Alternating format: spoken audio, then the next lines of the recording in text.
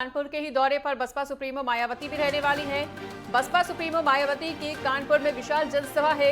राजेश द्विवेदी समर्थन में जनसभा करेंगी वो। रमईपुर में बसपा सुप्रीमो मायावती की जनसभा होगी। अकबरपुर लोकसभा सीट से प्रत्याशी है राजेश द्विवेदी।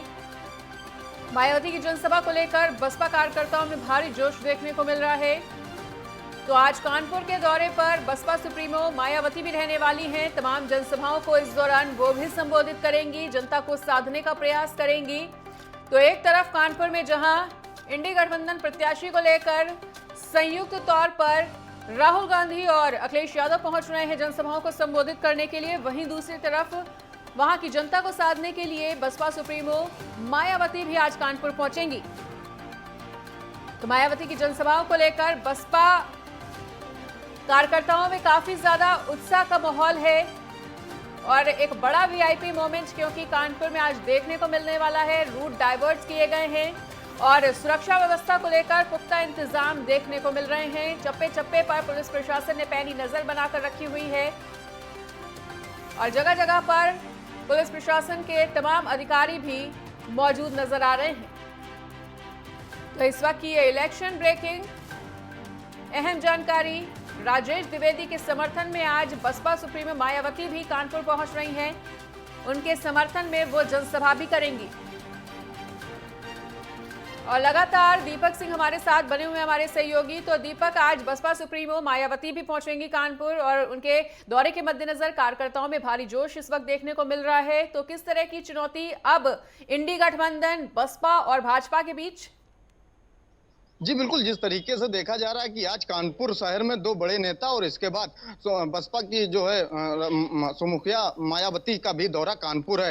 वो कानपुर के रमईपुर में पहुंचेंगी और जो प्रत्याशी उन्होंने उतारा है अकबरपुर लोकसभा से राजेश द्विवेदी, उनके समर्थन में जनसभा करेंगी। अगर पिछले सालों बात की जाए पिछले लोकसभा चुनाव की, तो कहीं ना कहीं ये देखा गया था कि कानपुर अकबरपुर की जो लोकसभा सीट थी उसमें बीजेपी दूसरे नंबर पे थी। तो अगर कांग्रेस की बात की जाए तो कांग्रेस तीसरे नंबर पे थी। तो इस बार भी मायावती ने जो है विशाल जनसभा का आयोजन कार्यकर्ताओं ने किया है और मायावती कानपुर के रमईपुर में रिलायंस पेट्रोल पंप के पास ग्राउंड में जनसभा को संबोधित करेंगे। कार्यकर्ता भारी संख्या में वहां पहुंचेंगे उनको सुनने के लिए। तो ये देखा गया है जिस तरीके से 2019 का जो चुनाव लोकसभा का था उसमें जो है मायावती ने भी रैली उस बार भी की थी और जो अकबरपुर का प्रत्याशी थे उनके वो सेकंड नंबर पे आए थे। इस बार भी कहीं ना कहीं ये देखा जा रहा है कि इस बार जो है वो अकबरपुर लोकसभा से जो प्रत्याशी हैं वो बीजेपी और इंडिया गठबंधन के प्रत्याशी के बीच कांटे की टक्कर होना बताया जा रहा है। लेकिन पिछले बार जब चुनाव हुआ था तो कहीं ना कहीं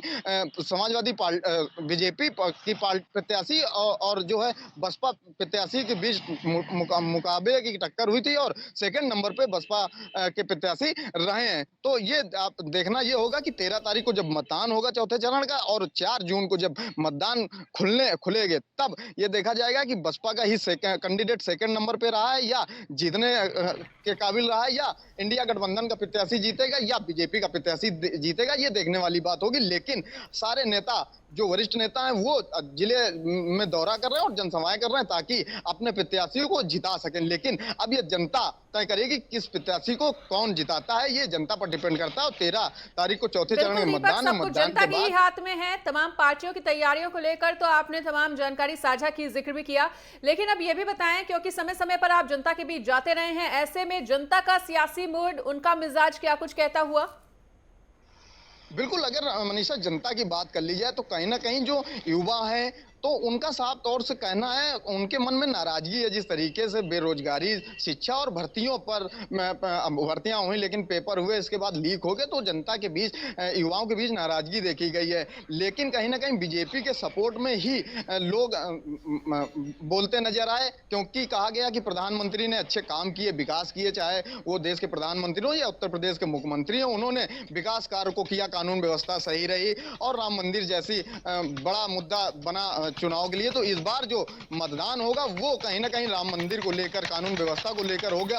हालांकि विपक्ष, चाहे वो इंडिया गठबंधन के लोग हों या बसपा सुप्रीमो मायावती हों, वो लगातार यही बीजेपी सरकार पर निशाना साधती रहे कि बेरोजगारी है, सरकार बेरोजगारी पर बात नहीं करती, किसान के मुद्दों पर बात नहीं करती है और कहीं ना कहीं मुद्दों को भटकाने का काम करती है। और राम मंदिर हिंदू मुस्लिम करके जो है बीजेपी सरकार हर बार चुनाव जीतती है और इस बार भी बीजेपी सरकार जो है हिंदू मुस्लिम और राम मंदिर जैसे मुद्दों को जनता के बीच ला रही है और उसी को लेके जनता के बीच जा रही है, उसी पर चुनाव जीतने का प्रयास कर रही है। और अगर बात करें बेरोजगारी और विपक्ष जो आरोप लगाता है सरकार पर, तो ये तमाम मुद्दे हैं, लेकिन कहीं ना कहीं लोगों के मन में आज भी ये सवाल है कि बीजेपी सरकार 10 साल रही है और बीजेपी सरकार ने काम अच्छे किए और विकास किए, कानून व्यवस्था सही रही, लोगों को रोजगार मिली, शिक्षा मिली, स्वास्थ्य मिला। लेकिन अब देखना यह होगा कि विपक्ष जिस तरीके से मुद्दे लेके जा रही जनता के बीच, वो मुद्दे चौथे चरण में कितना काम आता है और 4 जून को दिल्ली का सिंहासन पे कौन बैठता है, क्योंकि कहा जाता है दिल्ली का रास्ता उत्तर प्रदेश से होके